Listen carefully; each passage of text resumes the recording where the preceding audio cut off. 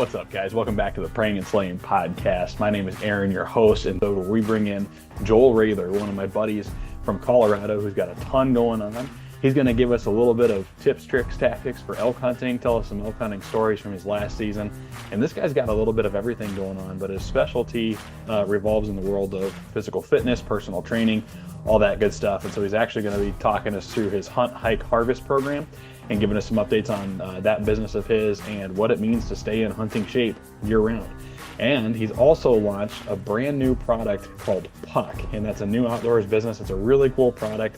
We're hoping to maybe work with him a little bit on the Light to Fire Outdoors front with that, and he's just going to walk us through what Puck is, how you can get your hands on one, and see if it's something that's going to help you out this upcoming season. So with that, guys, let's jump into this Operation Campfire series with Joel Raether from Hunt, Hike, Harvest, and Puck. Cool, man. Well, Joel, good to be on this side of the mic with you. We've had the opportunity to be on your podcast before, talking about some different companies in the outdoors industry, and man, you have a lot going on. So I'm just really excited to get you on here for a million reasons. But we call this series in the Prayin and Slayin world Operation Campfire. So it's just two dudes sitting around talking about the outdoors industry. Hopefully hearing a cool hunting story. It sounds like you might have one at least from last year to share with us that you got to tag along on, and you just got some really cool things going on. So I wanted to get you on here and catch up and I guess learn about your world a little bit, and then hopefully make some people better today in the world of hunt, hike, harvest, getting in hunting shape. And you've got a new product out called Puck. I'm digging the display. I got really excited when I saw that there in the video. Right? That's awesome. No, we're product forward. Yeah, I love it. That's awesome. You got the RMEF banner flying in the background, so conservation is covered. This is sweet. Yeah, no, this is the new. Well, when you were on our other podcast, I think we were at the old place, and so this is our new setup. We changed things. We're a little more comfortable, so we got out behind the desk, and we're trying to make it a little bit more intimate, and made a few changes, some upgrades, and different seating arrangement a little bit. So we're still working through it, but it's nice to be maybe a little bit more informal and comfortable when we do these. So yeah, absolutely. I'm loving the setup. I was thinking I use the spare bedroom in the house for our podcast studio here, and I'm thinking I need to at least get a pallet wall or something going on. The heads are over here. Green screen it to whatever you want, right? Yeah, that too. That'd be the easiest way. Maybe that's what I need to do. Heck yeah.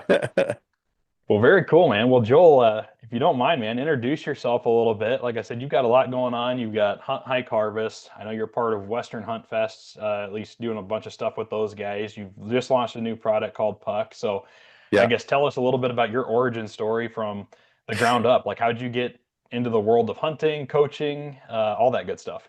Yeah, so obviously a lot of different avenues there. I started out as career-wise, I'm a strength conditioning coach. I'm one of the managing partners at Fast Performance, which is the building that I'm in now that is really centered around youth, high school, college, professional level athletes and things like that.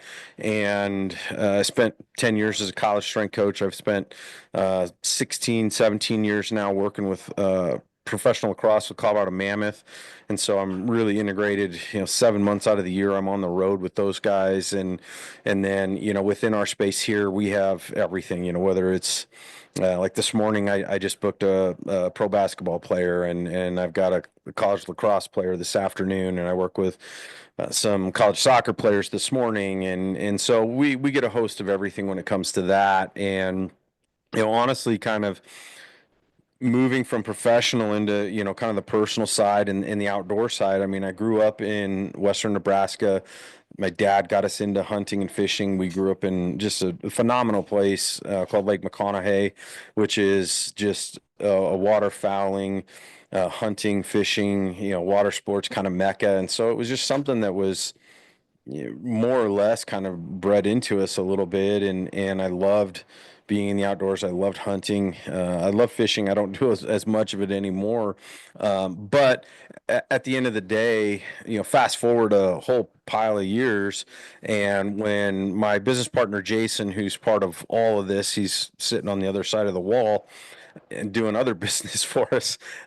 He kind of, well, I'll give him the credit. Said, well, every year that we go up and we elk hunt and we're getting ready for fall and whatnot, we're training to get ready for the rigors of what a Western big game hunt looks like. And he's like, why don't we start using your knowledge and your background and experience to push this more into the outdoor community and bring real science-based training to the hunting industry. And I mean, that was how Hunt Hike Harvest was born. And we've been kind of a labor of love where it's taken us quite a few years. And now, fast forward 5 6 years, there's other players in the field, and our mission with Hunt Hike Harvest has been to try and kind of slice the onion a little bit for people and get them to understand that doing hard things isn't always necessarily appropriate, that there is a rhyme and reason and a way to train, and that the things that I know from a professional background can be applied into this space, and things that I've done in the tactical world with the military and stuff like that kind of has been something that I've utilized as a vehicle to get more of research and science behind what it takes to become a proficient Western big game hunter. And obviously for us, that's mainly elk, but that could be mule deer. I've got a friend of mine who drew a bighorn tag this year. Actually, a friend of mine's daughter drew a bighorn tag this year. So, anything Okay. that applies in that space is what we're trying to help and assist people with, what our tagline is, which is, train for a better hunt. And our mission is to enrich people's experiences in the backcountry and give them more opportunities to improve their chances for success, but not necessarily I always tell people, kind of disclaimer, that, our mission isn't to teach you how to hunt, it's to teach you how to prepare for a hunt. No, I love that, man. That's really cool. And I remember, gosh, this was a long time ago. I was like in college, and one of my buddies in college that first kind of got me into like heavy weightlifting. I did competitive weightlifting for a while, and he was kind of one of the dudes that inspired me to get there. And um, I remember just having the idea one day in the weight room. I'm like, because grew up same kind of thing, got myself into hunting just at an early age, and it's always been a part of who I am. And I remember sitting there thinking like, there's not really any nutrition companies in the or supplement companies yet at that time in the hunting and fishing space, but I don't know why you Right. couldn't market that towards the hunting and fishing market. And he happened to work for Complete Nutrition at the time. And Sure. anyway, I was like, I pitched it to him like, dude, like, I really think you might have something here. Like, there's a bunch of us that work out that all hunt and stuff. Like, it could be is that a niche you think would be cool? And he's like, I really don't think so, man. It's not really there. And then like, fast forward to where I actually like got into the hunting industry, but then Mountain Ops and like all these different companies kind of popped up out of nowhere. It's like definitely a thing. So like, where did and you mentioned too, like I know there's several players, you guys have Hunt, Hike, Harvest. I love that you're like a science back thing, and obviously with your guys' background, it makes a ton of sense of everything you do is extremely targeted to the movements and different things, not necessarily just like, hey, go work your butt off to get there, but Right. like let's make you functionally better to get there. But like, where did that? Was there anything you think that sparked that explosion into that space? I say explosion. I know at least maybe three companies, maybe more, but also the nutrition companies and stuff. Like, what sparked that movement in the outdoors world compared to like the years prior to that, where it maybe wasn't really a big thing? I mean, I think some of it is, opportunity. There is a lot of folks that have identified. I think the presence of social media helped, really accelerate that a little bit. People starting to post workouts and stuff like that on Instagram, and the era of YouTube and pages starting to pop up and things like that. And so, I think that sparked some of it. And whether I want to admit it or not, there's a ton of people in the CrossFit community and stuff like that that just to me started to elevate the level of awareness towards the fact that this is, a very physical and very demanding thing to do. And if you've ever done it, all good and well how difficult it is to be out 6 7 8 10 or more days on the mountain and have to get up and continue putting on miles and climbing ridges and all that stuff. And then obviously if you're successful, then the work really starts, right? And now you're talking about a pack out, and you're talking about the amount of weight that you got to carry, and depending upon where you are, how far that is. And so, again, I think, my acknowledgement of that was that there are ways with which we can get people to be better prepared to, you know, accomplish those tasks and to do them more efficiently and to minimize injuries and things like that. And so, I think all of those things combined really is what started to drive more of training, if you will, for, these types of endeavors. Yeah, man, for sure. And it's definitely a big thing. And like you said, I mean, yeah, I totally agree. YouTube and everywhere else where, the guys start talking about the miles they're putting on and just the Oh flat yeah. out work that hunting can be, especially when you start talking Western hunting. I grew up in the Midwest, so it was it felt like a lot at the time, but getting up and you walking 400 yards to a tree stand felt like you did something, and then I remember my first Western hunt I went on by myself. Well, even my wife's hunt, we could see the car from where she shot her first doe in Montana, but it was the first time I'd ever actually packed an animal. Like I'm used to, whatever, grab it by the ears or the hoofs and you drag it however far, and you Yeah, bring the whole thing out with you. But just throwing it in your bag for the first time and feeling that weight on your lower back and your hips compared to anything else, and sure. then trying to climb a fence with that on and stuff like that. But then my first solo hunt I ended up getting a mule deer buck, and it was a spike. But either way, same thing.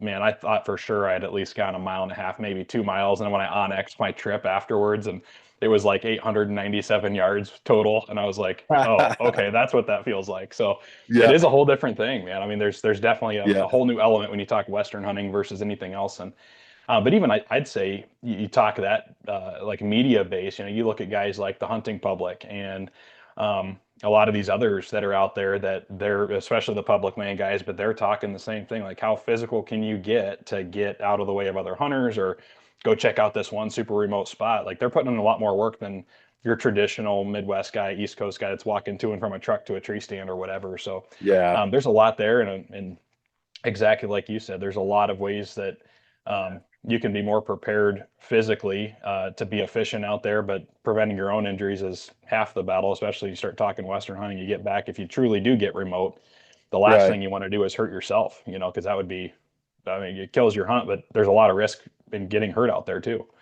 Oh, 100%. I mean, like I recall I watched a hunting show and I don't remember where it was or who it was. And obviously I'm not gonna, throw anybody under the bus, but there was a show that I watched one time where I believe it was an elk hunt and they get to where, they're closing the distance and the guy he bolts to get up to a tree, a place where he can, set up for a shot, and took a bad step and tore his ACL.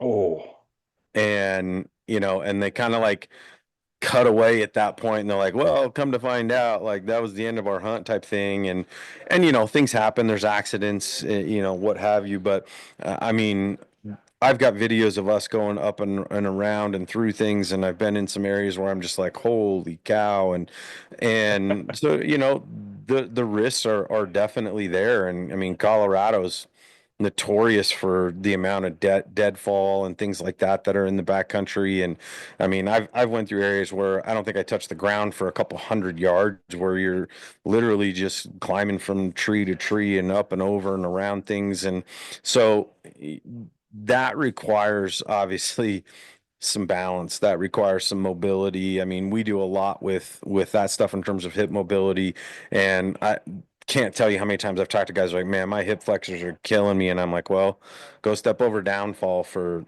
literally 4, 5, 6 hours a day, and it's demanding, right? And yeah. then, compound that with the risks as well. If you're not prepared for that stuff, bad things can happen. And we see that. And, our mission is to try and help people get more prepared to be able to account for that, um, sustain, be more resilient, and at the same time have the functional ability to get through some of that crazy terrain without killing yourself. And then just keep doing it. Do it day after day after day after day, and hopefully you find some success. So Yeah, man. Yeah, absolutely. And that was so I didn't realize like how closely related. So when you and I had first linked up and I was talking to you about trying to get back into shape, I'd say I moved from Montana to Maryland and had about a year gap between, thinking about going long distances and hunting in the West and things like that, to where I was doing some public land stuff in Maryland and but just generally out of shape and looking to get back into it. I know a lot of the things that you would toss me up. I think you guys use the Train Heroic app. Right. Um, some of the workouts you were suggesting for me on there were things I'm like it just kind of like head twisters, I mean, again, coming from a guy who's power lifted and things like that, I'm thinking, okay, Right. bench press, squat, yada yada. And you're like, I can't remember what the exercise is called, but like pressing your arms against, like leaning against the wall and pressing your arms against it, and Yeah. like Yeah. doing like little movements, like you said, maybe for the hip flexors or like little things. I'm like, how is this going to help? But then you get out there and you just, over the course of a couple weeks, even, I felt like you kind of start to notice a little bit of the functional differences here and there, and like you get a little bit Yeah. better at them, or you notice something getting a little stronger that you weren't ready for. Um, it's kind of neat how you guys do all that. Like the functional stuff is just as important as being able to, do 75 squats times 85 reps, or whatever. Like the concept of just Right. working hard going up and down a mountain, that's one thing, but taking care of your legs and making parts of your body efficient to make all those movements as good as they can For be and sure. as safe as they can be too, because you can wear yourself out or hurt something too just by working hard. Yeah. 100%. And I think that's the stuff that, going back to what I said earlier, right? Like hard isn't necessarily always appropriate. We know that you have to be able to do hard things and you've got to build up some endurance, and we can talk more about the kinds of endurance and things like that. But I know that, kind of looking at your show notes and stuff like that, you talked about, training for aesthetics or training for function. And I can tell you, Western Hunt Fest is a prime example. The amount of guys that have come in who are, big and strong looking, whatever, and have left that pack out challenge with their tongue hanging out, just defeated because the kind of training that they're doing isn't fitting the mold for what you need to be able to do. And so it's like, function is always going to win out when it comes to how you train and what you train for. And I joke about it all the time where I'm like, you know, being in shape is such a relative term, and what you're in shape for is more important than anything, right? Like you can be in shape to play basketball. You can be in shape to be a football player. Well, even within the game of football, there's different kinds of shape depending upon position. And that's where really the nuance of training and how you train and the way you go about programming things becomes really where the rubber meets the road. And that's been our mission, is to try and create more awareness around the fact that, if you just go do hard stuff all the time, you may feel better and you may, you'll see improvements up to a certain point and whatnot. But at the end of the day, if it's not designed specifically for the task that you are trying to accomplish, then you're just kind of randomizing things that aren't necessarily geared towards improving what your ultimate goal really is. And so for me, that's our message, is to try and continue creating more awareness around that message and the why factor. I always tell people this all the time, interns, other coaches, athletes, and things like that, which is, if you can't answer the question why are we doing this? Why is this going to help me? Why is it important? Why is this going to improve what I want to accomplish? And you don't have an answer to that, then you have to reevaluate why you're doing a specific exercise or conditioning drill or whatever that might be, or even an entire workout, if you can't answer that simple question. Yeah, no, that's huge, man. And that why it hit me, I think, for the first time, well, in Montana again, the buddy that I ended up finding there on base, who ended up hunting with me quite a bit. Him and I are totally different people. I'm 6'1". He's probably 5'10", 5'11", somewhere in there. But build wise, I'm big, muscular, whatever. I was kind of in average shape as far as, muscularity and stuff at the time, but he's smaller dude, super lean, all that. And so, but you get us in the backcountry together, and that was like, I could go out on my own and hunt coolies and chase antelope across the prairie and do all these different things just fine. And so, we get into the mountains a couple of times though, and even just something like, it was never every hunt we went on, if we had a hill or anything like mountainous involved, like him and I could stick pace pretty much 20, easy. We I guess same endurance level, but then you hit the hills. And my body type, trying to cruise through timber, going straight up and down steep stuff, and his ability to, he'd be 200 yards ahead of me, and I'm just like giving him a thumbs up, like I'm still back here, bro. Like keep going, Yeah. like. But Yeah. you become a limiting factor when you're a part of a team too, and that kind of Sure. sucks. And then that Yeah. was, you talk about the why moment. For me, it was like, being able to bench press, 315 pounds five times 5 reps is awesome, but then you get out there and you need a why. Like I like hunting a lot more than I like being able to say I lift a lot. And so it's like, okay, my Yeah. why changed, and I think it took getting out there and in a situation where and getting humbled a little bit. And I wouldn't have ever humbled myself if I was hunting by myself, but being there with a hunting partner and you both have the same goal of getting up to that next ridge to glass to do whatever, and you're like, God, I'm kind of holding this guy back a little bit, and you feel like you're in Yeah. shape, and you're like, that changed for me. It was like all of a sudden it's like, okay, I just need to get in a lot better like endurance shape to where I can just move and not stop moving and not have to stop and Yeah. take breaths and like or rest for 10 minutes between every 300-400 yards going straight uphill or whatever the case is. And I mean, even Yeah. how we would do things was got to be different. Like he was a guy that he'd shoot straight up the mountain. And I'm like, dude, I'm going to switch back this, just for sake of efficiency. But even that is, it's a different ball Right. game. So Yeah. that was And my and white switched when we were in Montana. Like, okay, I'm 30 yeah. some years old now. I don't need to be powerlifting the rest of my life. Like, who's that for? Like, I'd Yeah. rather be able to like number one run around with my kids someday, and number two, I need to be able to move in these mountains a lot better than I do now, and that definitely changes your why. Yeah. I mean, I think the there's some maturity I think that goes in kind of your evolution as well. And I think, you kind of just mentioned it, right? It's like at what point is, your aspirations as far as lifting X amount of weight and whatever start to maybe, trickle away a little bit. And it sounds like you've kind of gotten to that point, and I know I did quite a while ago, some of it limiting on, some back pathology and some stuff like that. And you kind of go, okay, well, what's most important to me? And for me, just last year, I remember, I had a pretty bad setback with my back, which is not a real impressive or cool story to even tell, other than the fact that I've got, 3 or 4 disc spaces that all have herniations and all kinds of different stuff. And so it's always something that I have to really keep an eye on. I've got to do a lot of work constantly to keep myself in functioning shape. And I went and got an update on an MRI, and my doc, he says, well, what do you want to do? And I said, the only thing I need to know is if I can get into the backcountry and put a pack on my back. I'm like, that's honestly my main goal. I'm like, I don't need to play old man softball. I don't need to, lift more weight or anything like that. I'm like, that's literally the one thing for me that is a non-negotiable. And can I still do that? And so, when you start to, I think, create that type of prioritization of things, then you start to be able to put everything else in place. And you mentioned, nutritionally and training wise and stuff like that. And it's like, are those things aligning with getting you to where you want to be and, accomplishing the things that you want, or at least being able to, not even accomplishment as much as it is just be able to continue creating those opportunities and experiences. Yeah, man, for sure. And then, we talked about a couple right now. So, like, you're talking meathead muscle guy versus dude that's built for endurance shape. Like, what's in your mind, I guess, do you run into any common factors of like what's the biggest gap you see between people that you'd say are like ready in your program's mindset, like, or your program so it goes ready for the backcountry versus someone that gets in there? Is it somebody that's just like flat, not quote unquote in shape, period? Or is it like you're in the wrong kind of shape? Like, what do you see there? Yeah, I mean, I think it can be a little bit of both, right? It can be the wrong kind of shape. It could be not good enough hunting shape. And I think it starts with the evaluation process and looking at where someone is when they walk in your door or when you talk to them on the phone, find out what their background, what their history, what their training age is, injuries, obviously, and things like that.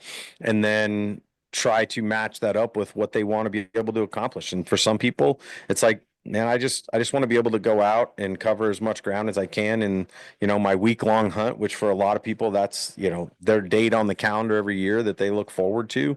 And we try to create a path so that we can get them to that point where, if their goal is to be able to cover 5, 6 miles a day, great. If their goal is to be able to cover 10 to 15 miles a day, sure. Um, and it just depends on where they are now and how much time you have and what are you going to do to create a pathway to get them there. And honestly, for me, it doesn't really matter. I've got a 66-year-old guy who's a trad hunter who drew a mountain goat tag last year, who has some hunts that he wants to do this year. Guy has a full scale training facility in his house, like in his barn. He has mountain right out his back door. He gets out and hikes. He's got an entire 3D course that's got set up in that space.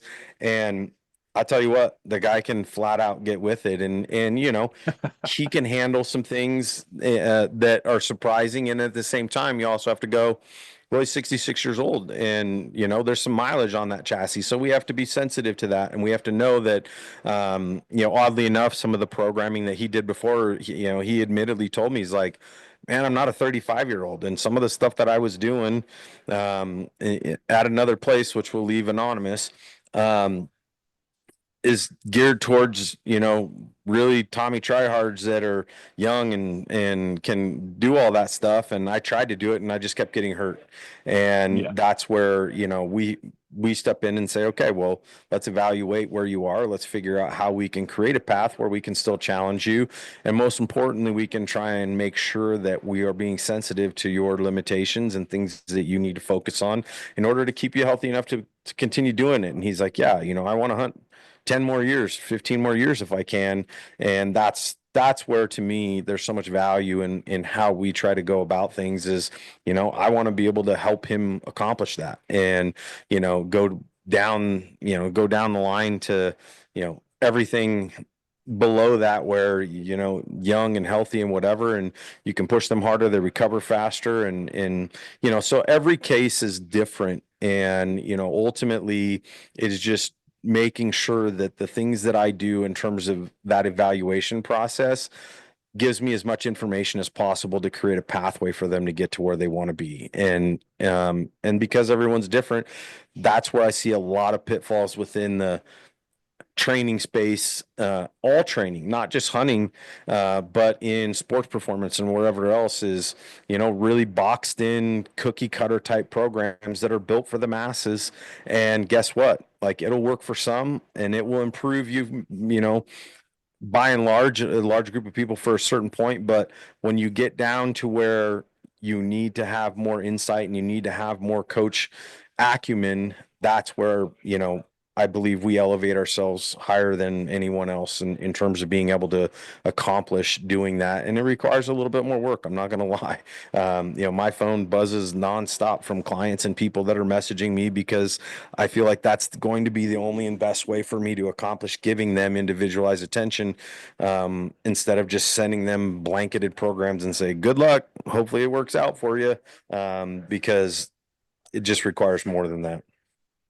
Yeah, man. No, I love that. And I think that's another big thing, I guess, kind of circling back to the why in a way you touched there is, programs that are designed, just for mass output and to try to get a bunch of people into, but even like coming from a weightlifting background, even like I know things that would work for certain buddies that I would try to elevate my strength in certain cases. Specific bench press was always my favorite. So that was what I pushed myself the hardest with. But like bench press programs, trying to get certain things to work for me that flat out won't work. And I just, you have to kind of tailor things to work for yourself if it's going to do anything for you at all, or maybe something that worked for me didn't work for my roommates because they usually got into it because I was into it over the time. And, you know, talking about like, like a mindset shift almost, right? When you're why focused versus, hey, I just need to be in shape to go hunting.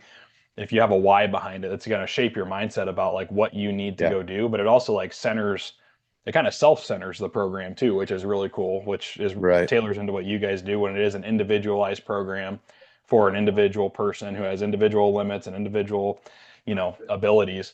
That's huge. But being able to like realize that just because it works for somebody else, because you can get discouraged that way too. You toss yourself into something and you feel like, oh, this is what I have to complete this program to get this done. And you get 2 weeks into like a 6 week or 8 week program, maybe it's somewhere else, and you're just flat burnout, or you're starting to hurt ways you don't feel like you're hurt. It's not sustainable, and maybe it deters you from actually just staying the distance too. So Yeah. um, that's huge. Now I know you guys, so you talked a ton there about like you're very individual focused. You have clients that, personally get a hold of you guys.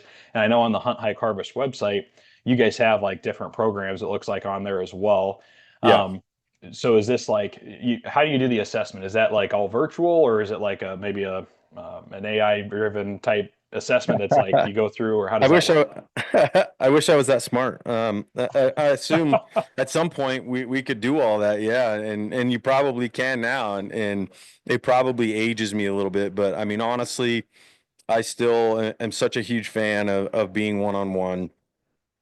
If you're obviously in the Denver area, I encourage people to come here, and we do that in person. And it goes through, kind of like a functional movement screen.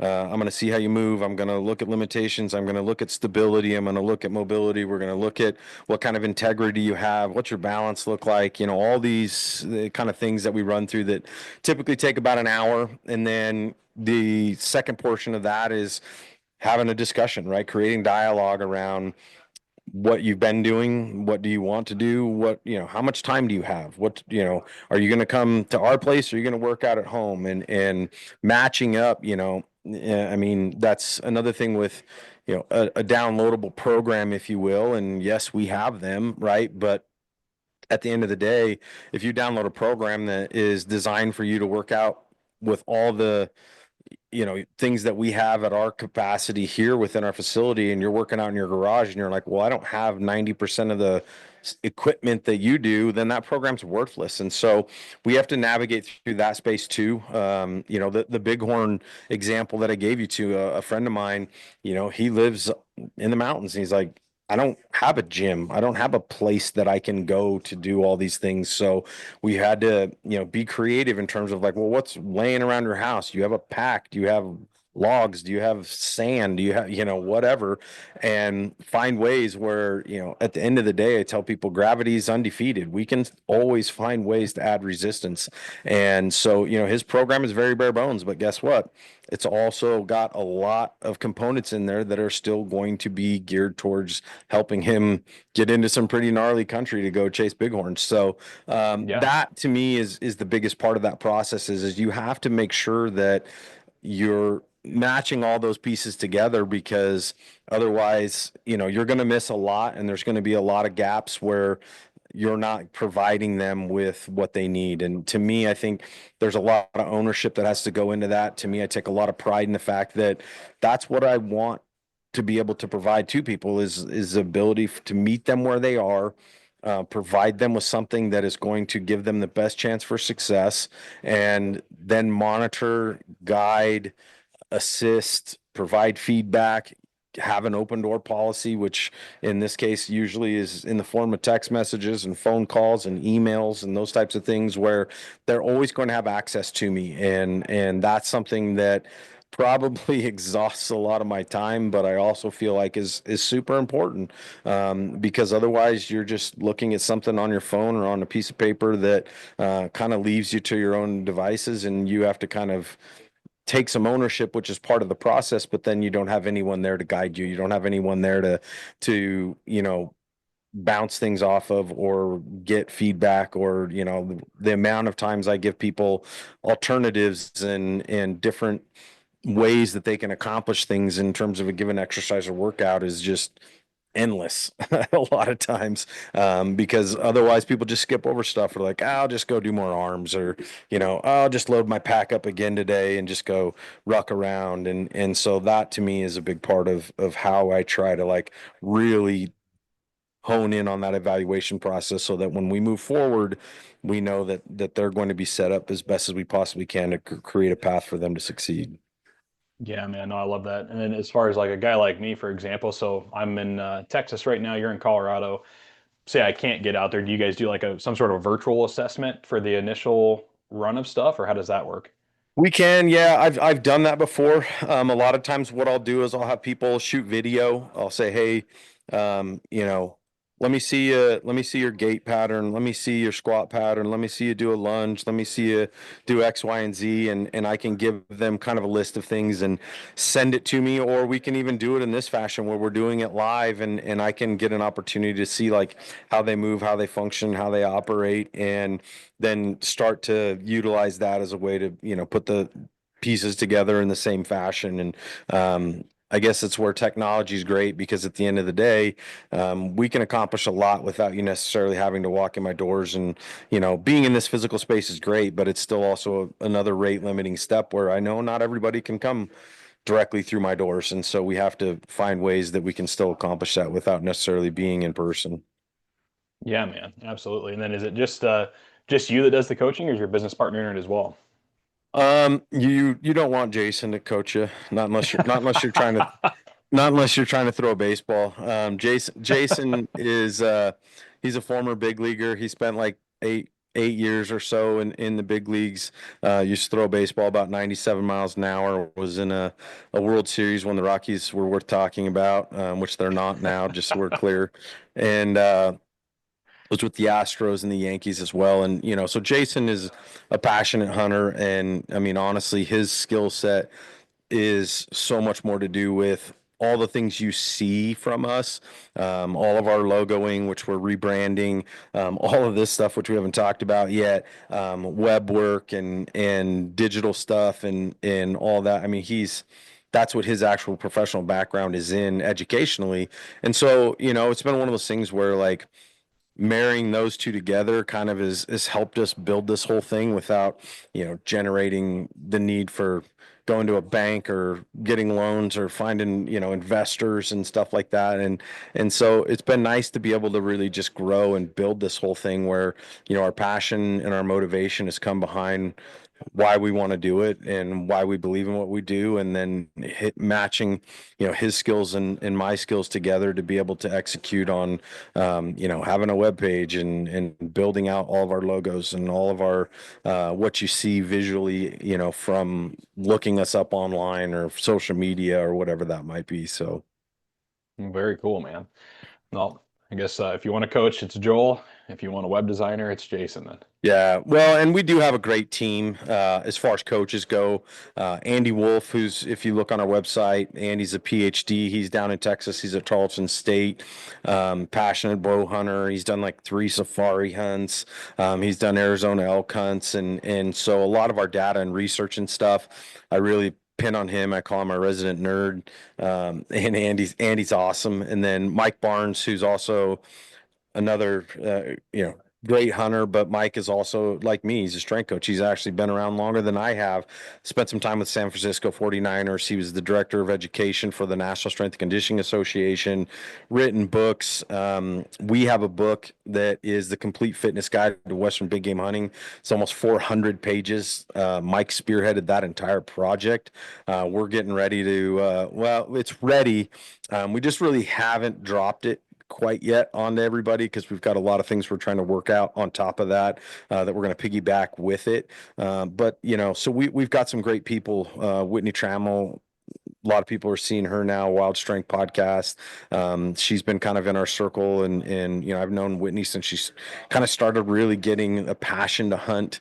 But everybody that's on our team are people with degrees, master's degrees, certified strength conditioning specialists, extensive backgrounds as far as professionally working as strength conditioning coaches, human performance coaches. And to me, I kind of had a little, I guess you could call it a kerfuffle online the other day where someone was giving me hell about, this, that, and the other thing. And I said, hey, you can go ahead. I said, you can put our staff and our people educationally, professionally, experience wise against anyone in the country. I dare you. I promise you, you will not find another group of passionate hunters who have our background in exercise science and human performance. And, so it's out there. I'm getting more vocal than saying that because, I do my homework and I see what everybody else looks like, and I see what some of the other players in the field, what their backgrounds and experiences look like, and I don't have a problem saying that. So Hey, man, you just need a CrossFit gym and a good marketing background, and you can make a fitness program for people, right? uh, Like, you initiate my gag reflexes. You know how to get to me. uh, and that's okay. And don't get me wrong. In saying that, CrossFit has done some amazing things in the training world. They've created a massive community. They've taken people that got sick and tired of dry and boring 24-hour fitness gyms and really created a culture and all those things. And I applaud that. Don't get me wrong. Do CrossFitters squat? Yes. Do they do Olympic lifting? Yes. Do I squat and do Olympic lifting? I sure do. It's a matter of how you program it is where things really start to change. And so I don't want people to get me wrong where they just think like, oh, you're just bashing CrossFit and this and that. And I'm like, there's actually some tremendous CrossFit gyms in the country. There are with really good coaches. And I've seen some very proficient people that program and have good quality coaches in those spaces too. And so it's, to lump it all into one is obviously a little bit, maybe slighted. But overall, there are some good things that happen in those spaces. There's some good coaches, there's some great gyms. But it is where I see misapplication of training principles that is where that comment comes from. So Yeah, for sure, man. Well, no worries on that. And I don't even know who you're talking about. So we're all good there. We'll just leave that. But no, that's great, dude. And yeah, I'm excited, man. I think I need to get buttoned back up in this program. We're here in Texas now, so it's all, well, I say where I will be hunting is mostly flatland stuff, but now it's just if you yeah, got any programs on water retention so I don't dehydrate, that'd probably be the ticket for me, I think here. But no, very cool, man. Well, hunthikeharvest.com, right, is your website? correct. Yep. Okay. Yeah, and you guys can go there and check it out. And it sounds like if you're like me and not located in the immediate area, obviously the cool thing would be to go out and meet Joel in person, but you can do it virtually, so that's a good thing. I think I need to get my butt on that program Yeah. now. I'm using a reason I asked about AI stuff for you guys is I'm actually running now some AI generated app. I can't even remember what it's called, but anyway, it's like the AI program plans out a thing and it's like whatever. I don't have to think about it, right? It's just a program. I follow it. It keeps me Yeah. moving and that kind of stuff. But at the end of the day, is it totally functional? It's more functional than what I used to do with just strictly like 3 or 4 power lifts, but it's not as functional as what I was doing with the Train Heroic app with what you had me doing either. So I'll be Yeah. jumping back on the program here before long. Yeah, it's amazing what's out there, right? And I'm not naive to that. I think it's great. It's all on how you utilize it. The intuitiveness of a lot of that stuff, I think, is super cool. And I think if you resist being able to find ways to utilize some of those things, then you'll fall behind. And we're continuing to work on stuff like that as well. Yeah, man, absolutely. Well, speaking of working on things and the awesome display you have there, like let's talk about Puck Outdoors, man. I wasn't sure what Yeah, was going on with this. I know like I was following, obviously you on social media and I see on like your stories and stuff, I just see this Puck thing yeah, around all the time. Did some mild yeah, research on it, had no idea you, I guess technically had anything to do with it. Just thought it was something cool you found. And come to find out, this is a partial product of your baby here. So let's talk about yeah. Puck Outdoors. What is it? How'd you come up with it? Well, And going back to my business partner, Jason, Jason was the one who really kind of started to play with this idea and concept. And it just looks like a puck, sitting in front of you right now. And I'll pull this one out. This is kind of one of our early prototypes. And so you can see it's got our logo on there. And what we did was we basically just identified that, we were always carrying our diaphragm calls and things like that in various places. You're shoving it in the side of your bino harness, right? You see people that have little clips and things like that.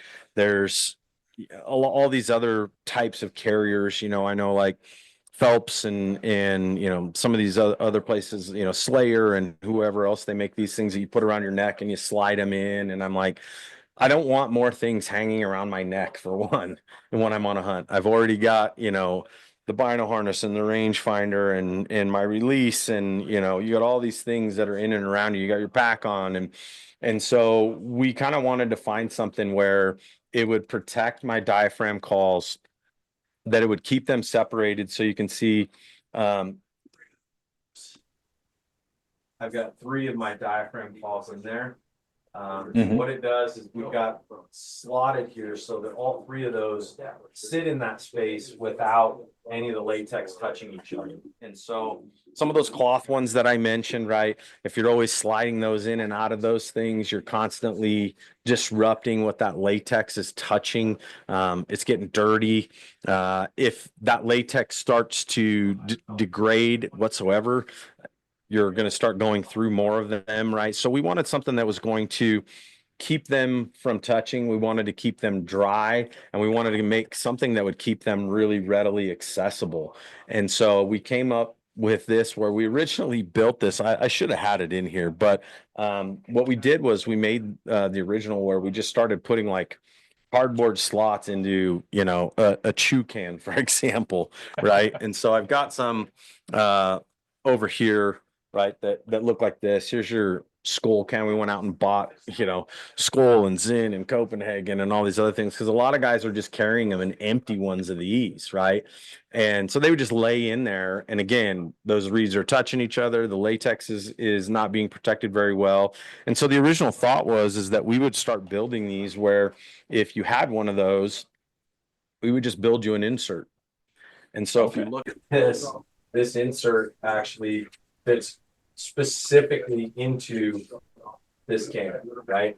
And then we made a lid for it that fits precisely the way that it would on the original can, so that you don't mistake which one's which. This one would be for your standard like Zinn can, right? And so you can see the Zinn can is a little bit shallower, so it only will hold two. But all of the dimensions, the heights, the tolerances and all that stuff, this is down to like within a half a millimeter of the actual dimensions that these need to be. So these are not moving, they're not sloshing around, they're precise down to even, some of these little nodules and things like that. And so that was kind of the original concept, was to make something like that people could utilize, super simple, super easy. And then we started to work our way into making, an all-inclusive unit right here. And then the juices started really flowing. And what it really began with was Jason came to me and says, hey, I've been looking at 3D printers and this and that. And we started talking about cost. And I literally, in that moment, I said, let's buy it right now. This episode is powered by Dead Nuts Outdoors, makers of the most lifelike, lightweight, and weatherproof 2D archery targets in the world. That's right, we said 2D. We're talking full-size animals that brings the hunt to your backyard. Whether you're dialing in before the season or just burning daylight with your bow, Dead Nuts Targets makes practicing fun, training on full-size animals to ensure every rep in the backyard converts to your time spent in the field. Built to last, easy to haul, and 100% made in the USA, Dead Nuts Outdoors is a proud supporter of our veterans, investing in conservation, and they're rooted in building a better, more confident hunter every step of the way. They're proud supporters of the Prayin and Slayin podcast network, and you can get 10% off your next purchase at deadnutsoutdoors.com by tapping that link in the show notes. Dead Nuts is helping us all hit the spot, not the dot. Hit it, Dead Nuts. Now, let's get back to the episode. And I go, I'm going to Venmo you money right now. Let's do it. And so we did. And we, bought something that was, a little bit above the entry level. We wanted it to be something that would have the capability to be able to do the things that we wanted, being that Jason is good with digital and graphic and computer and all this other stuff. Jason just started to figure out how to actually build these in a CAD program. And the nice thing is we got far enough along that then I started going to the other end of it. So everything within the design of all these features, function, anything related to this is all, we have a patent pending status on everything here. So if you're trying to steal from us, we got it covered. Damn it. That's the only reason I wanted you on this podcast. Important. Yeah. So it's super important because we're like, we haven't seen anything to this extent. And there's some other cool things that we added to this, which is, if you look at the edge of that, I don't know if you can see that very well. This will actually, you can strike a match to this. So it will actually start a match if you're in the backcountry. We're working on a whole host of other integrations with this where we're building some stuff right now that will have for the fishing industry. We're working on some stuff right now that will be for turkey hunting, and we're doing some stuff with first aid, survival as well. And so there's a whole pile of things that we've done in prototype, literally on the other side of this wall. One or two of them are ready that we're going to launch here pretty soon. And so it's been kind of exciting because we've taken this to Western Hunt Fest. We've taken this to Mile High Expo this summer. We're going to be at Outdoorsman Days in a couple of weeks. We've got another Western Hunt Fest event this weekend. And all we've done is taken feedback from people. What do you think? Do you like them? And some of the stuff that we did with a few of these, I don't know if this one's it. Yeah. So like a friend of ours, Armando Martinez from the Bow Hitch, which is an awesome product. And we built a custom one for him. So you can see we put his logo in this one, and actually has his name here on the ridge that we put on the top. And within this, we've also built these to where they have an NFC chip in the bottom. You see my hands there. And so we custom made this to where if he gives this to a friend, a client, or buddies, or if he's out in the field and they say, oh yeah, like I own Bow Hitch, he can actually tap this to your phone. And when you tap this to his phone, it will actually go straight to his website or his shop. And so there's just a lot of really cool things that we've started to do with this that has opened up so many more avenues that we're pretty excited about. We've heat tested these as well. I intentionally left like a couple of these in the dash of my truck when it's 90 degrees to see how well that, would the thing just melt and disintegrate. And so they're all made right here in Denver. And it's been kind of fun. It's a creative process that kind of fuels your kind of senses in a little bit different way. This last week we did these here. So this is for Denver Fire Department. You can see that.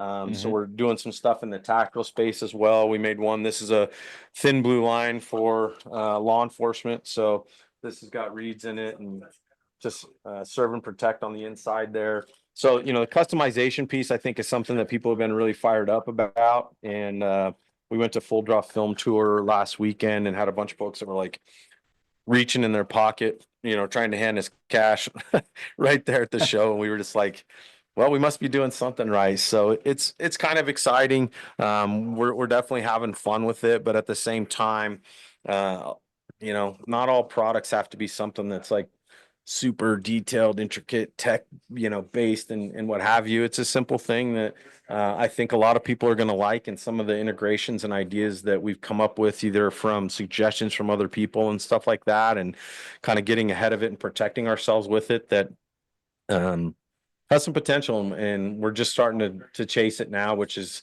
kind of fun and exciting. So we'll see what happens. We'll have to get you one. Yeah, man, that's super cool. And for those of you that can't see it, if you're just listening, so puck, I mean, think hockey puck. That's exactly what you're looking at. You mentioned that the original prototype goes inside of a Skull Can, Zen can. It's literally like a hockey puck that it threads on, the lid threads on and off. And yeah, you've got basically designed for holding reeds and that kind of stuff inside. And I'm sure the sky's the limit. You talk about fishing immediately. I mean, I can see any fly fisherman out there. Hell, I fish with a 3-year-old, man. So I've learned really quick to limit the amount of stuff I have to carry down there. And I think this would be something that The can go in fishing my one is pocket to amazing. carry the little hooks, weights, and a bobber or two or whatever. Yeah. And I've got everything I need to fish with my kid because all I'll be doing Yeah. is fixing tangles all day anyway. So Yeah. that's awesome, Yeah. man. I love that. And the turkey hunters, holy cow. Like I can think of a bajillion people already who would get a kick out of that. Yeah. And to your point, like you don't always need something that, hangs around your neck and that kind of thing. This can slide right in a pocket. Yeah. Or in a pouch, or if you've got any kind of like admin pouch or anything on your bino harness, slide right in and out of that, I'm sure. Hip pouch, like in your pack, anything like that. I mean, that's, again, that's how I've always functioned for years. And that was kind of how we came upon that idea, was just like, that's how I'm going to continue to operate. I want them to be quick and easy. And I don't like sliding things out and trying to like search for them in places, and, keeping them safe in there, keeping them where are just readily available, being super quiet, and then, prolonging the life of them too, right? It's not like diaphragms are super expensive, but at the end of the day, if I can utilize that. It's going to keep them dry. It's going to make sure that they'll last as long as last longer than the way that I used to care for them. So Puck Outdoors, that's our site. If you find us on Instagram, you can go straight. We have a Shopify store there, puckoutdoors.com. There's an online store there as well, and maybe hopefully someday we'll be in retailers somewhere, which would be even better. So we'll see. Yeah, man, that's super cool, man. Well, I'm excited for you guys. That's really cool. And like you said, sky's the limit with customization too. It looks like with kind of how you guys do it. And Yeah. again, if you're just watching the video, some of the stuff he was showing with the inside of the lids, I mean, it's like truly custom. It's not like slapping a sticker on something. It's actually Yeah. molded to be custom with logos and different things they have going on there. That's really cool. Yeah. Yeah, and as long as you can send us a logo or something like that, right? So I said you can see there, that's the bow hitch. That's his logo to the bow hitch. Shout out to Mondo, that's my boy.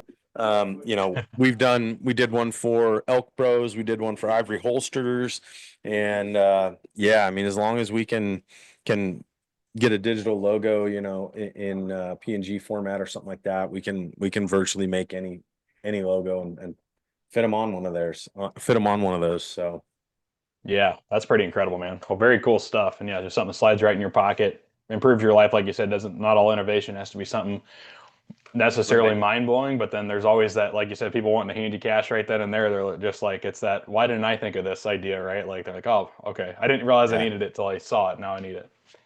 Yeah, and I think that the integration on the turkey one is going to be that one could be massive, and so Oh we're yeah, we're working on that. I think what's going to end up happening is there's going to be some there'll either be an all-in-one version or there'll be an accessory type package that we'll offer for turkey hunters. And so I'm sure if you really think hard, you could probably figure out what that is. I don't really necessarily want to let the cat out of the bag yet, but yeah, yeah, I mean, so we'll see. At the end of the day, the way I look at it is I'm going to have the coolest diaphragm holder out there, even if it's me by myself, but hopefully there'll be a few others that are in that game or wanting to be in that game as well. So yeah, man. Absolutely. Very cool stuff, man. Yeah, puckoutdoors.com. Check them out. They're really, really neat. Get yourself one. Elk season's right around the corner. And yeah. hell, turkey season's right after that. So yeah, get yourself one and protect your diaphragm calls. And then, ever since I switched to diaphragm, elk hunting, obviously you got your bugle too, but everything else is diaphragm. But then even turkey hunting, they have, Yeah. I mean, call fanatics, right? Like everybody's got their own calls that they like, and they swear by box versus Oh yeah. slate versus diaphragm versus whatever. I'm the kind of guy like if it's the easier the better in my opinion, and less moving parts. So once I got into the diaphragm side of things, like I leave the box call and the slate at home. I'm a diaphragm guy, so 100%. this is right up that alley. And then to your point, I don't know how many I find every single year, whether they're elk or turkey, and they're sitting in the console of my truck, or I find them in an old cup holder, or I find them here or there because you never have a great place to organize them, or like you said, they're not in a great place, so they get dirty in whatever I have, or I'm out in the Yeah. field and next thing you know, there's leaves and all kinds of crap in there because they're sitting in the bottom of the pack or something like that. So yeah, great Yeah. concept, man. I love it. That's awesome. I appreciate it, man. Thank you.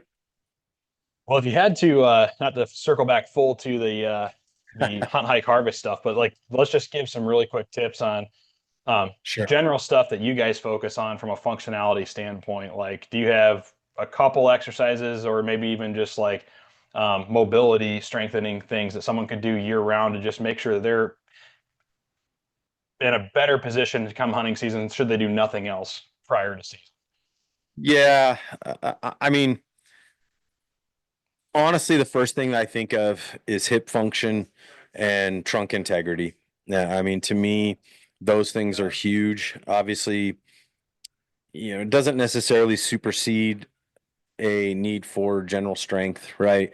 It doesn't necessarily supersede or prioritize ahead of having the right type of metabolic conditioning. But I think that, when I look at what do you need to have to start building or establishing a wider base as far as a more functional hunter, to me, most people are where I am right now, sitting too much.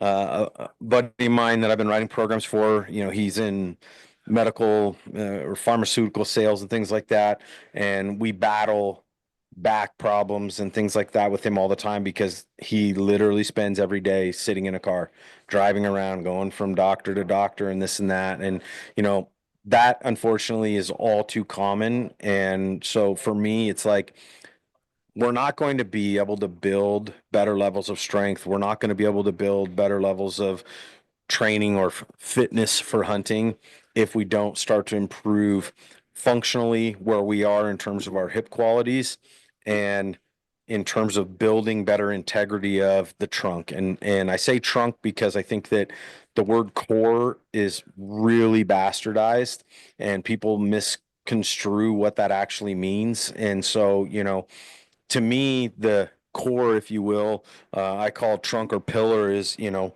from below the hip all the way up to my neck. And, you know, there's 30, 36, 39 pairs of muscles that attach to the lumbopelvic complex in itself, which requires a lot of dynamic abilities, integration, coordination, and there's so much that has to happen in terms of being able to enhance and improve hip function and hip mobility. And if we don't start there, and if we don't start working on trunk qualities, which includes integrating things more seamlessly, and it's not just doing crunching and, you know, thinking of the core as, you know, the front side only, but we're going to include stabilization, we're going to include rotation, we're going to include anti-rotation. That is what's going to help start to lay the foundation of the ability to then build out better levels of strength, to build out better capacities and resiliency in terms of the conditioning part, right? And I think about especially the conditioning factor, which is it's an equation of efficiency, right? And if we are massively inefficient because we are leaking energy based on poor trunk qualities and poor hip qualities, which is where the conversation starts, you are going to expend way more energy throughout the day that over the course of time, I call it, you know, it's like the accrual of interest in the bank, right? And as we expand that out, you know, the length of a week, a day, you know, however long that you're in the backcountry, your fatigue index is going to continue to plummet based on why that is so critical early on in training. Yeah, that's huge, man. And I remember, like I said, kind of some of the stuff you had initially got me on back in Maryland there. Some of the exercises were just, they were strange to me a little bit because they were straight functional exercises and I'd never done them before. I never even seen anybody do some of these things like in a gym. Yeah. And I kind of felt like I was in physical therapy, I guess is how I would describe it. But I remember some of those things. I mean, again, just within the matter of a couple weeks of just doing them a little bit consistent, like you just start like you go to do it again the next day and it's kind of awkward the first week or whatever, and Yeah. then all of a sudden you're like, okay, I kind of got the hang of this, and by week three you're like, huh, I guess I you see these improvements that you didn't even realize you needed, and you're like, oh wow, okay. And Yeah. then things just get a little bit easier. Your form, you start noticing other muscles work a little different when you start to do a squat, for Right. example, because to your point, something in your core is just a little bit better than what it was before, and you didn't realize it was even out of whack because you're so used to doing something a certain way. Yep. But yeah, like you said, you want to talk a multi-day hunt anywhere. That fatigue index. I like how you brought that up. That's never thought about that before, but exactly. Every day you're a little bit actually worse in worse condition than you were the day before, and a little bit worse the Yeah. next day, the next day. So you compound that, and you want to go on a 3, 4, 5, 6 day, week-long hunt, especially backcountry, man. You're just those little efficiencies are going to go such a long way in keeping you out there just a little bit longer, going a little bit farther, and hopefully being able to pack that weight a little easier too when you're coming out. 100%. I mean, that's, you know, if you end up getting the job done on day 6 or day 7 and you see people that, you know, how many times are like, oh man, it's the last day of the last hour, whatever. And it's like, that is literally when you are probably at your worst physically. And it's like, sure, I'd love to get the job done on day 1, like opening morning, you know, which sounds great, but then it's like, well, then you if you do it right, maybe you get a week-long camping trip, which is also cool. But um, you know, Yeah. realistically, it's like that is why it's so critical that you have kind of everything in order because the work starts at that point. And if you haven't acquired or developed the right qualities, odds are you're going to be in trouble. And I always talk about, you know, the responsibility you have to the animal, um, being smart about how far you go, where you go, and thinking forwardly about that, right? If you're 4 and 5 and 6 miles in and you're telling yourself, man, if we manage to, run into a bull here or something like that, I don't know if we can, get him out of here, then, that's really ethically to me a poor decision. And that's where, all these things have to start matching up, and what your preparation and what your training and what you're capable of all have to come together in order to make those good decisions based on your readiness, based on your ability, right? So on and so forth, so that, you make smarter decisions, and you know that what you're capable of at that point. Like you said, if it's the last day of the last hour of the hunt, can you still accomplish what you want to do at that point? Right. So, Yeah, man, that's huge. And I've said this on a handful of episodes now. It's like I kind of tell the same stories. I remember the couple of stories, I guess, Montana again. The first time, leading up to Montana, I was like looking at all the maps and thinking, oh man, I'm going to go here and this, oh, that's only 6 miles. But you watch all this TV and stuff, you're like, dude, that's on YouTube, this guy went 12 miles, this guy went 15, this guy went 6, this guy went 3, or whatever they say, right? And oh then you yeah, start like mapping these things out. You're like, okay, that's achievable. You go on your first mile, 2 mile, 3 mile hike, like anywhere in the mountains, and you're like, oh, that's a whole different ball game when you physically experience it compared to yeah, what the map looked like or what you thought you could do or what other people say they do. That's a whole different yeah. ball game. And then to exactly what you said, I remember I didn't even have a bow in my hands, and I remember the first bull elk that like realistically would have been shot should this scenario have played out right. And I'm just praying that if my buddy shoots him, that he runs towards the camp, not away from camp, because we're gonna have to somehow figure out. I just That remember staring never at that happens. hindquarter, and I could not believe how big the hindquarter was on that thing. And I'm like, Oh yeah, oh my God, if he runs over the mountain the wrong way, we got to get that up the mountain. And that's one mountain we had to cross, not 5 miles deep, right, to get to the truck. This is yeah, just best case scenario. He was only over one mountain from where the camp was. So anyway, yeah. I yeah, ran it's a into a it's a whole nother guy. ball game. And then one thing I was thinking of, you Yeah, used the word integrity, and it's like some of these little functional movements that you guys promote and do that strengthen things you don't even really realize. I didn't like clue into it, so you said it is like I've been on several hikes, whether it's I'm gonna say just a mule deer, but you get a full mule deer in your pack, that's heavy. You get a full whitetail in your pack, that's heavy. Like it's yeah. it might not be elk times five or 150, whatever, but like 160. either way. But I remember like every time I've gone on a pack out, whatever it took to get that animal was just kind of the easy part. That's all. I don't know if anybody like doesn't think of it that way. Like the work starts when you get the animal down. But Right. like the thing I've noticed is the closer I get to the truck or the closer I get to where I'm trying to hike that animal out of, like the more little things start to give out on your body in a way of For sure. like you just start slouching more, right? You're just like, okay, I'm gonna kind of sag under the weight of this pack a little bit more. Every 100 yards, you're just like, oh, I'll deal with that uncomfortability. I'll deal with that. But all those little things are probably a product of me not being truly like my body doesn't have the best integrity, best longevity, workup prior to season for me to be able to just sustain that weight as far as I can possibly go. So and all that does is add up and compounds. The closer you get to the truck, the more little things you're letting, the bag sagging on your back, your knees are Mm, aching, or your hips are starting doing, so you're walking a little different now, and yeah. all these little things. But that's all basically what I'm doing is allowing myself to be more prone to injury versus taking the time maybe button up. But obviously prior to season, if you're doing all these little more functional based things, ideally you're not going to run into that situation because you can go further more properly or better, I guess. Yeah. Yeah. I, it's it's interesting, I mean, I start thinking about your question, and I'm like, I could probably answer that question 10 different ways, and I think another one, and this is something that I say, not necessarily an exercise or a focus, or a specific training principle, but the thing that I see so often, and one of the things that you'll see within our program, and I know you probably notice this as well, is like I tell people that if you look at any program that you're doing, any program that you've done, if you can do that entire workout day after day after day, and you can do it all in one narrow hallway, you got a problem. And one of the things that I see that is so common in looking at programs is everything is pushing, pushing, squatting, everything is forward, back, up, and down. And when you get on the mountain, there is lateral, there is angular, there is so much difference in how we have to move. And I tell people, the hallway comment basically is that, you function on a daily basis in a 360-degree environment, right?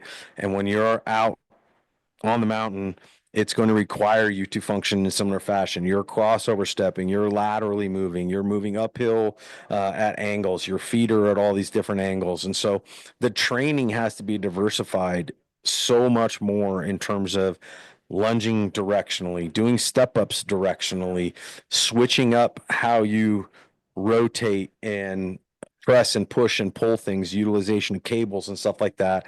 And it made me think of it when you talked about like getting down to that like last couple hundred yards and you're like, man, you can really tell where things are falling apart or where you're, starting to feel things, hot spots or weaknesses or whatever else.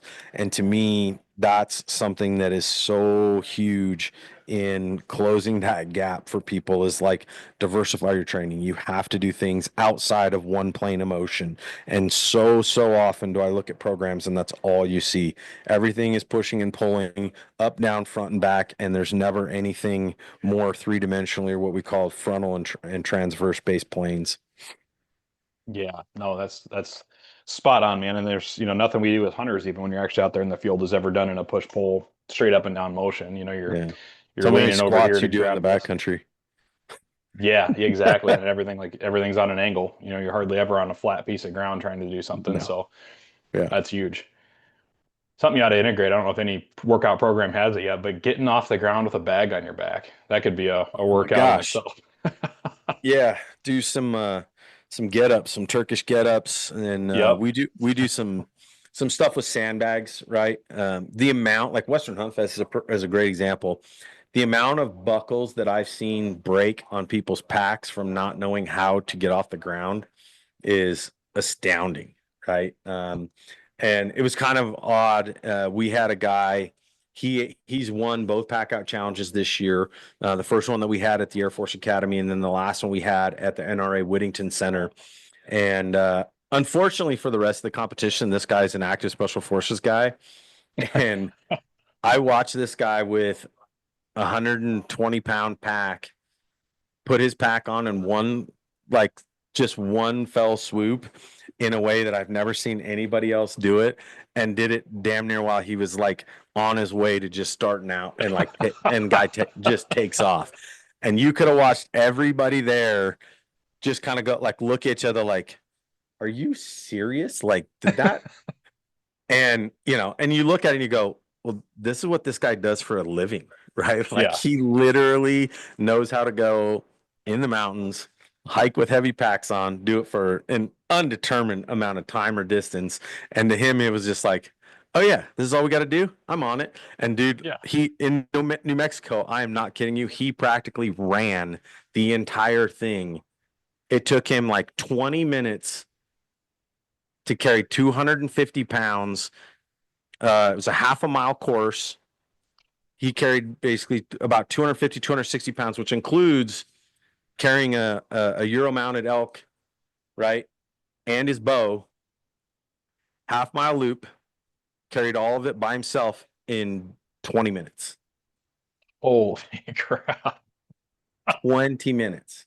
It was impressive to say the least. That's So that's a amazing. really good point. Which is, yeah, learn how to do some of that stuff, right? That Yeah. that is one of the hardest things. Once you get it up to your back, then do you have the ability to walk it out, basically? But Yep.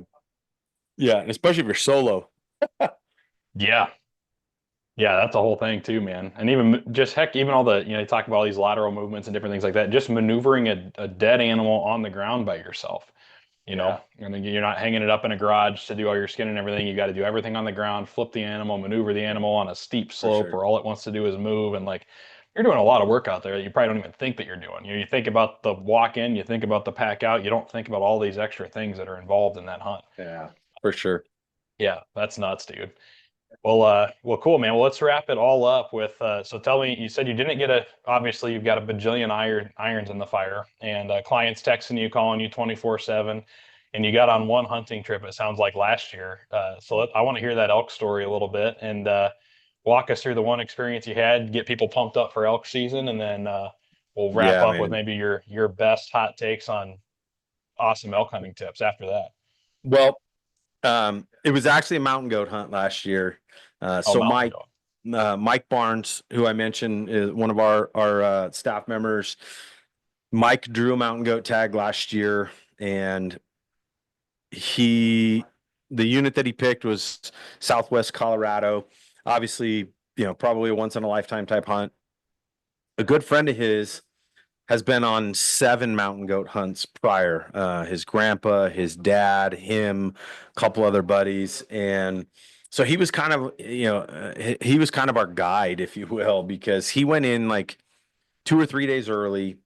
He hiked almost every single ridge in this unit before we got there. He was sending us pictures and all this other stuff. We're just like, oh my gosh.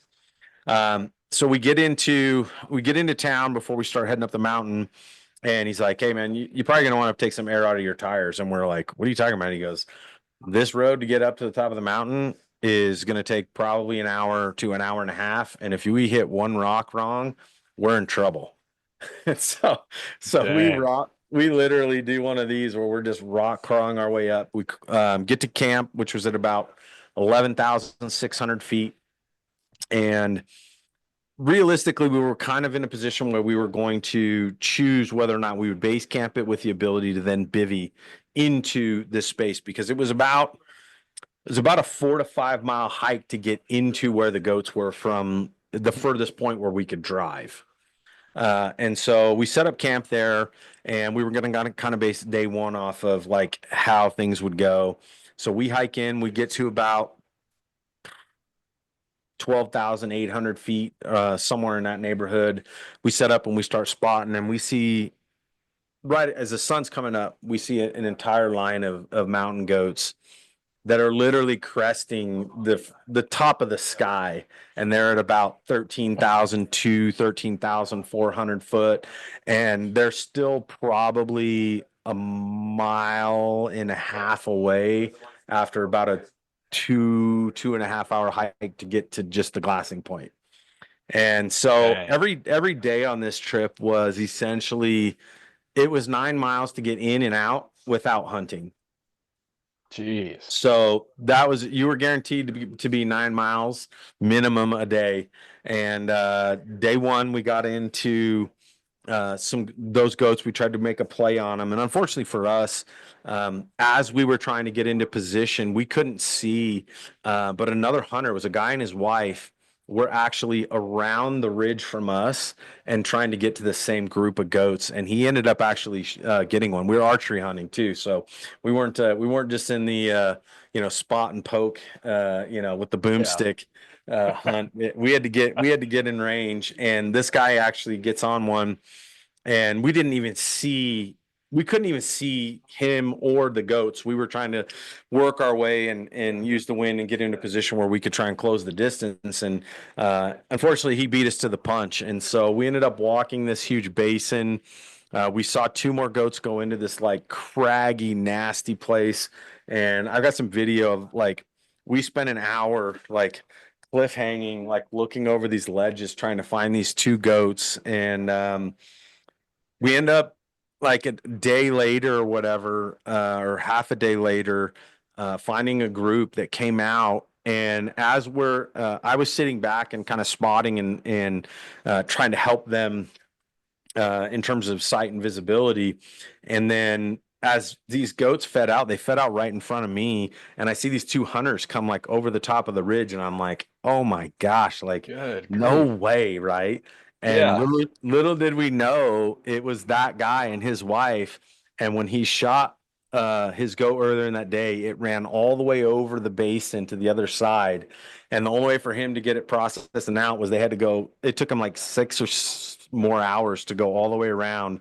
And when they popped up over that hill, it was like where we were. And it was just like, it was crazy, crazy circumstances. And so they see us, and he actually hunkered down because he saw the goats, and he just like let them try and hunt their way and get into position, and Mike ended up getting a shot. Uh, it, Probably 30 minutes later, and unfortunately it was steep downhill and a lot of crosswind, and the arrow drifted. Thankfully didn't wasn't it was just a clean miss all the way across the board. And we spent the next couple days, well, actually, to finish that whole like crazy story out, the guy ends up hiking over to us, and I see that he's got his pack's full and his wife's pack's full, and they were camped behind where I was standing at that time. And like, well, our camp's just over there. He's like, I called my nephew, like he's gonna hike out here and come help us, da da da da. And I said, well, I don't know how long they're gonna keep chasing those. I go, why don't you just go break down camp? And by the time Mike and Bubba had gotten back, we helped them hike out their whole camp, and we helped them carry out their goat, because they were parked where we started five, 5.5 miles back to where we were. And we were like, well, we're going that way anyway, and the sun's going down. So we ended up hiking them all the way back. And then day two, we were in that whole basin by ourselves again, and we chased and chased and chased. And um, the sights and the scenes were just absolutely amazing. And it just got down to where Mike had double or triple bypass surgery like Oh, wow. just a year prior. And so it just got down to where, again, going back to like thinking responsibly, ethically, and whatever else, I didn't even have a tag. I didn't have a bow in my hand. And it was the hardest, most epic hunt I think I've been on. And one of them anyway. And, Mike, thankfully Mike was like, Bubba had to take off, and he's like, if it's just the two of you, the two of us going in there, he's like, I don't know how many more days I can get in and get out of there. And Mike's late 50s, going on 60. And I said, it's up to you. And I'm here to help. I'm here to film. I'm here to, try and help you make it happen.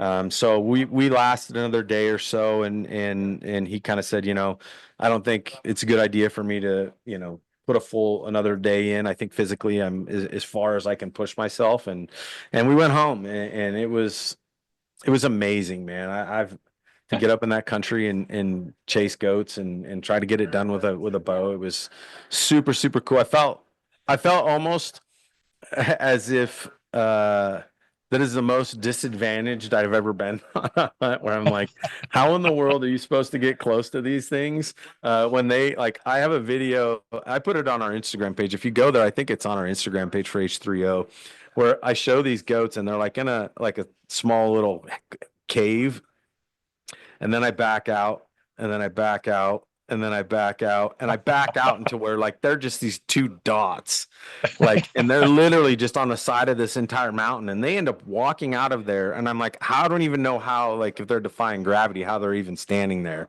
And that was what it was like. It was like chasing ghosts, man. It was awesome. That's incredible, dude. And yeah, at 13,000 feet, that's nuts. Watching Yes. them like total archery challenge in Big Sky when it was out there. One of my favorite things to do when you're sitting down there in your booth and whatever is have the spotting scope out and spot the mountains around and try to find the mountain goats because usually there's herds around there. Yeah. And but I mean those are if I remember right like 8,000, 9,000 feet wherever that's at, and I'm like Yeah, that's probably a enough. little bit lower, might be 10. I'd Yeah, have to look. I mean, like yeah, but there's some talk. And the funny part is I tell people all the time, I'm like, well, I've hiked some 14ers and I walk within 5 feet of goats before. I'm like, we should have yeah, just went there. Like, that'd have been easier, right? right, right. Well, and how this? So you said was he limited to a bow or did he just want to do it with a bow? Um, I think he had the choice tag. The unfortunate part was my kid sold his house, so his wife got a promotion. They actually moved out of state the end of September. And so he wanted to come back in October and pick up his rifle and go back. And I was like, you say the word, man. Like, I'm in. That was amazing, right? Like, once you got back and picked your tongue up off the ground and got recovered, I was like, let's do it. Let's go do it again, right? Yeah. And it just didn't work out that he could make it back. So now it's on me to try and draw that tag someday, somehow. I mean, the way the state of Colorado, we don't have enough time to talk about that, but that's, now it's me trying to find a way to, be able to have some type of weapon with me and make one of those hunts happen, hopefully before I'm incapable of doing it. Yeah, dude, no kidding. That's incredible. Is a mountain goat on your bucket list? Oh, for sure. Yeah. I think mountain goat for me and moose are like my two, well, and caribou. Those are my three. And my long shot like dream, bucket list hunt would be to do a red stag hunt like overseas, like New Zealand.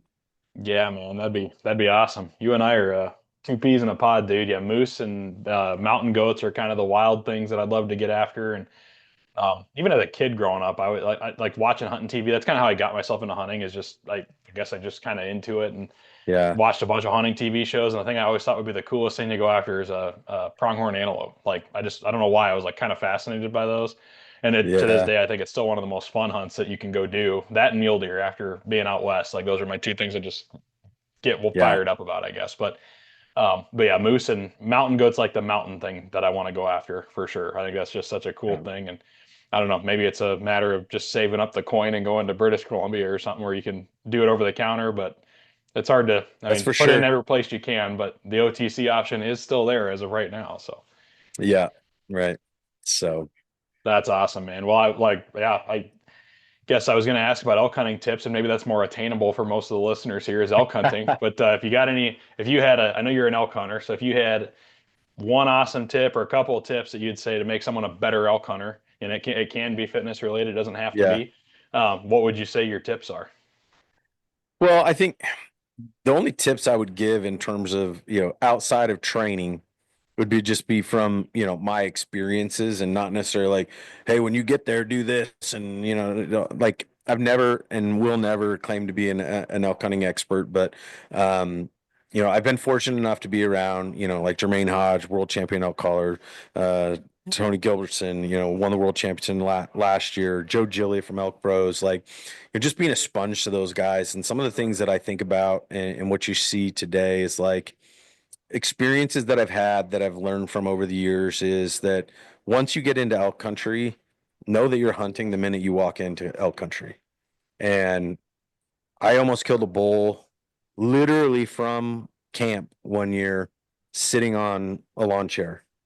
And it's like, when you start to walk and you start to go into country and territory and stuff like that, you never know where you're going to find animals. And if you just like have in your head, like, oh, let's get over to this spot, and you just put your head down and just go bolting that way without recognizing that at any point you could be near and around and close to animals. And so I've gotten to where, being patient, especially if, you're out for a week or 10 days or however long you're going to be out, like know that as you start moving, that the minute you start moving, move with purpose, move slow, stop.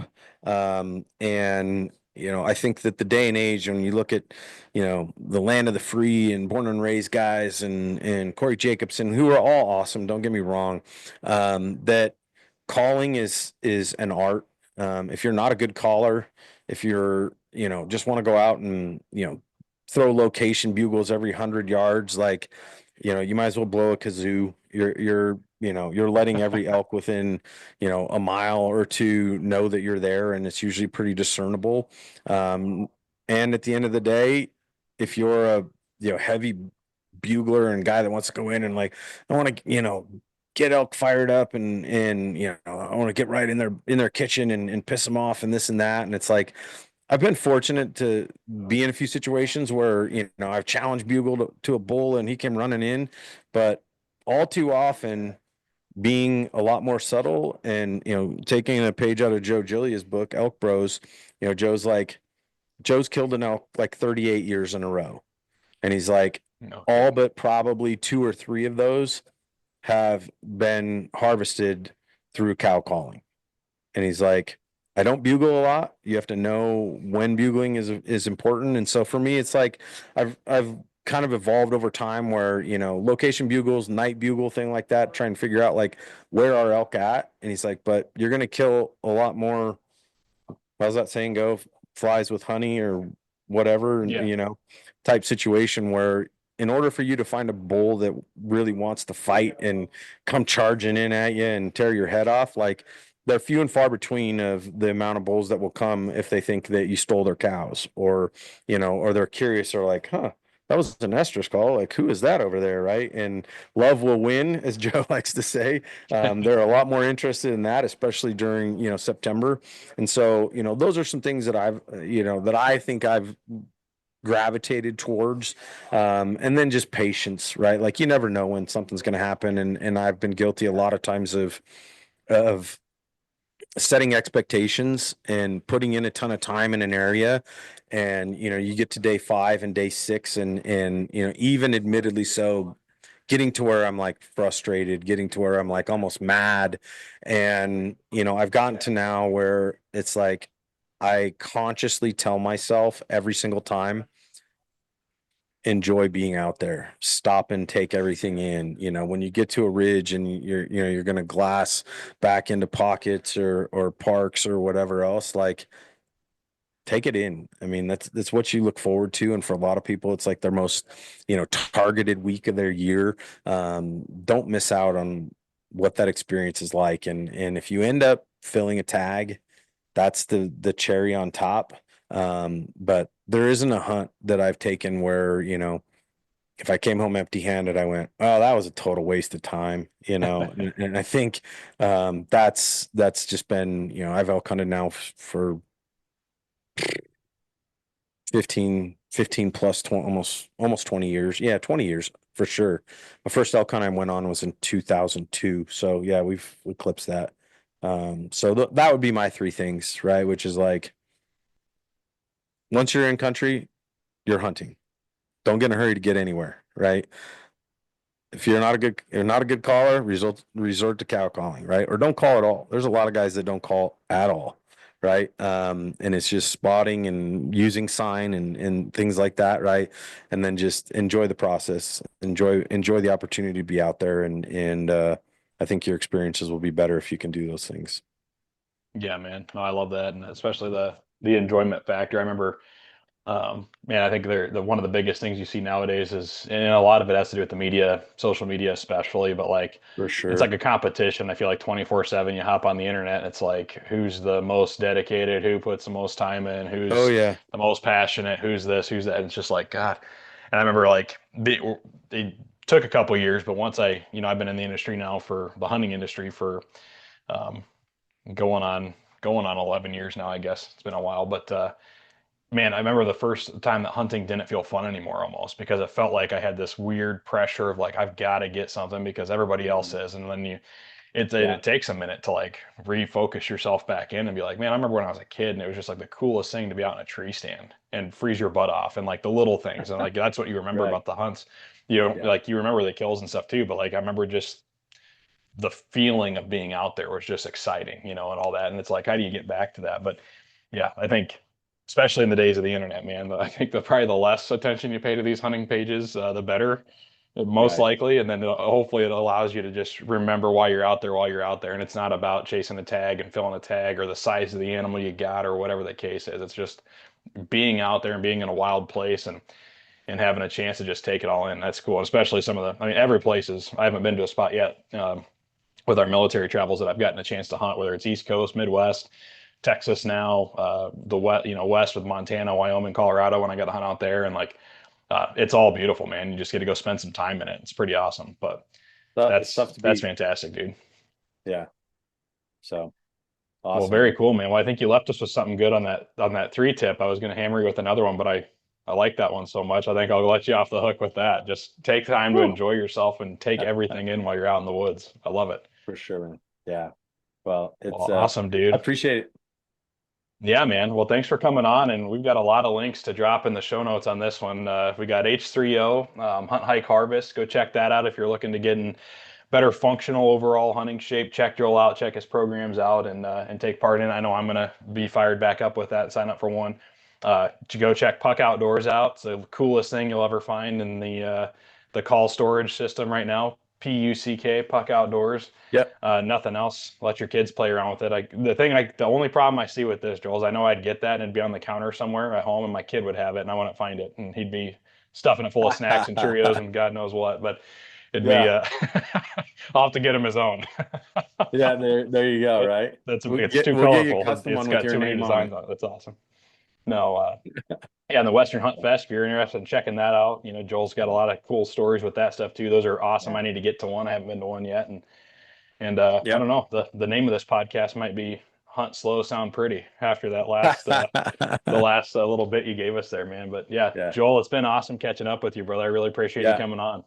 Likewise, man. I appreciate your time. Good to see you again. Hopefully we'll run into each other here. Maybe we can get a hunt organized or something like that. So always enjoy getting a chance to catch up, and it's fun to be able to do this, and we get to talk shop and keep up with what's going on. You got a lot of exciting stuff going on. I'm fired up for you, and so we'll have to roll reverse, and you can share more of some of your new endeavors too, which is exciting. So I wish you all the best and appreciate your time, brother. Thank you. Yeah, man. Thank you so much. Really appreciate it. You ever draw a mountain goat tag, or I do? I know who the first phone call I'm going to make is, so I better be on that hunt with you too. I'm in. Let's do it. Awesome, man. Thanks so much. Have a good one. All right, you too. Thanks, guys. See you. We'll see you. Well, there you have it, guys. That was Joel from Hunt, Hike, Harvest, and Puck. He's got some awesome things going on there. So excited for what Joel's got going on at the Puck World and H30. If you haven't checked those things out, definitely go check them out. And just talking with Joel about functional strength, man. Functional strength at its core is breaking things down to doing the small things right. So that way the bigger, heavier things get done easier and more efficiently, and you ultimately protect yourself. And it reminds me of Luke 16:10, which says, whoever can be trusted with very little can also be trusted with much. And whoever is dishonest with very little will also be dishonest with much. If you can't be trusted with doing the simple things in life right, then nothing is ever going to get added to you. And when God looks at our lives, and he's got a plan for all of us, but at the end of the day, we have our own free will. And we have the free will to either be lazy and not do the little things, or maybe cut corners, or maybe lie about the small stuff, or whatever it is. But when we can't do the little things like that, right, and have integrity in the small places in our lives, then we're never going to get more responsibility added to us, or take on those bigger things, or maybe get that next level job, or that promotion, or take on that bigger project, or have that business get started that you've been thinking about for so long, just because God's not going to add something to your plate that you're just not ready for. And the same goes for, going on a Western hunt. You're going to be hiking up and down mountains, man. If your hips and your flexors and all your tendons and everything else in those small muscle groups aren't ready to support the big ones, it might be one thing hiking in with a 25, 30 pound pack, for a couple miles, but guess what? You get something down, buddy. You got a 75, 80 pound pack you got to take out. And that's where things start to give out, is when that pressure comes on. And that's where, lack of integrity in the small areas in our life really shines, is when the pressure comes on. Do you have what it takes to support yourself, and a foundation, having integrity and being trustworthy with the small things in life is what sets that foundation for heavier and heavier loads to be handled. So with that, guys, I'm going to let you guys get back to it. Go check out Joel, H30, Hunt, Hike, Harvest. Go check out Puck. Some awesome things there. Maybe even some partnerships coming potentially here in the near future with Light the Fire Outdoors. We'll see what goes on with that. But man, yeah, awesome stuff there. Make sure you check out our partners, Dead Nuts Outdoors, who make this podcast possible. Use code Prayin and Slayin for 10% off, and they also kick back an extra 5% of their proceeds to Light the Fire Outdoors' Veterans and Conservation mission here. So awesome stuff from those guys. Go use code Prayin and Slayin, save yourself 10%. And with that, guys, be trusted in the small things. Go out and do something awesome for somebody today. Make somebody else's life better. And go do that little thing that you've been putting off, so you can start getting more trustworthy with the heavy stuff. And with that, guys, take it easy and keep praying and slaying.